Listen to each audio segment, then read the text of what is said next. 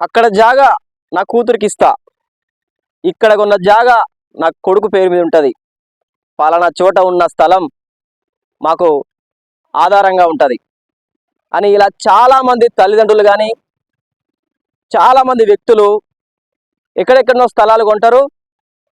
మాకు ఒక ధైర్యం ఉంది, అక్కడ పలానా చోట స్థలం ఉందనే ధైర్యం ఉంటుంది, ఒక నమ్మకంతో గడుపుతూ ఉంటారు. అయితే గత 20 సంవత్సరాలుగా ఎన్నడూ లేనంతగా భూ కబ్జాదారులు పంజా విసురుతున్నారు. మరీ ముఖ్యంగా గత 10 సంవత్సరాలుగా తెలంగాణలో అయితే మరీ దారుణంగా ఉంది పరిస్థితి. అటు ఏపీలో కూడా భూ కబ్జాదారులకు అడ్డు అదుపు లేకుండా పోతోంది.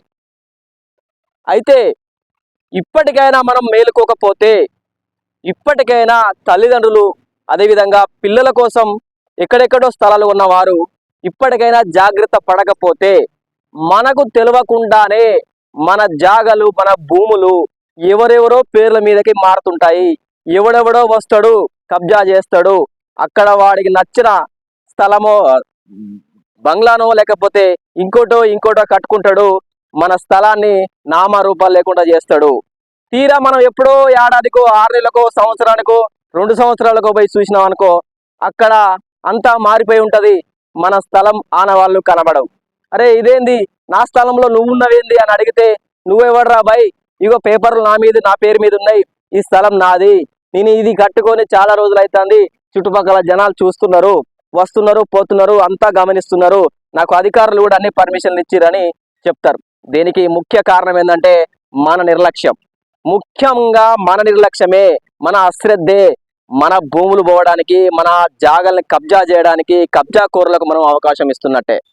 కాబట్టి మిత్రులారా, ఈ వీడియో ద్వారా మీకు చెప్పేది ఏంటంటే, గత 10 సంవత్సరాలుగా తెలంగాణలో పరిస్థితులు మరీ దారుణంగా తయారైనాయి.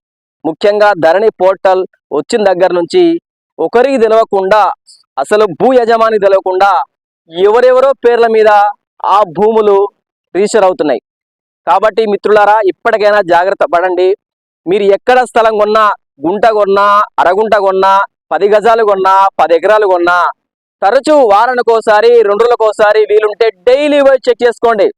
ఎక్కడో ఉన్నది కదా, దాన్ని ఎవడు ఏం చేస్తాడు, ఆ స్థలాన్ని ఎవడు కబ్జా చేయలేడు, నా దగ్గర లింక్ డాక్యుమెంట్స్ ఉన్నాయి, అది ఉన్నది ఇది ఉన్నది, లేకపోతేనేమో నీకు మార్టిగేజ్ చేసుకున్నా, ఆ స్థలం మీద నేను లోన్ తీసుకున్నా అని మనం ఇంట్లో ఉంటే మాత్రం అవన్నీ నడుస్తలేవు. ఇప్పుడు అంతా టెక్నాలజీ మారిపోయింది, వ్యవస్థ మారిపోయింది.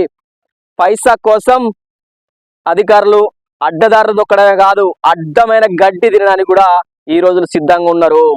అధికారులే కాదు, ప్రతి ఒక్కడు ఆ స్థలం పక్కనున్న అటున్నాడు ఇటున్నాడు కూడా కబ్జా చేసే వాడితోటి జత కలిసి ఈ మన ల్యాండ్లు మనదే అనుకున్న ల్యాండ్ను మింగేస్తున్నారు. కాబట్టి మిత్రులారా, నేను ఒక సీనియర్ జర్నలిస్ట్గా గత 10-12 సంవత్సరాలుగా మీడియాలో పనిచేస్తున్నా. ఇలాంటి అంశాల మీద ఒక కూలంకషమైన వివరణతో కూడిన అవగాహన నాకుంది. కాబట్టి ఎప్పుడు కూడా మీరు జాగ్రత్త పడండి. మీ పిల్లల కోసం, మీకోసం ఎక్కడో ఒక చోట కొనుక్కున్న జాగలు అయితేనేమి, పొలాలు అయితేనేమి, చేన్లు అయితేనేమి, ఏదైనా సరే వారానికోసారి, కనీసం వారానికోసారైనా మీరు తనిఖీ చేసుకోవాలి. లేకపోతే మనకు తెలియకుండానే మన ఒంటి మీద బట్టలు కూడా మాయం చేసే రోజులు ఇవి. కాబట్టి మిత్రులారా, జాగ్రత్తగా ఉండండి. మీ స్థలాలు, మీ భూములు పోకుండా నిరంతరం కంటికి రెప్పలుగా కాపాడుకోండి.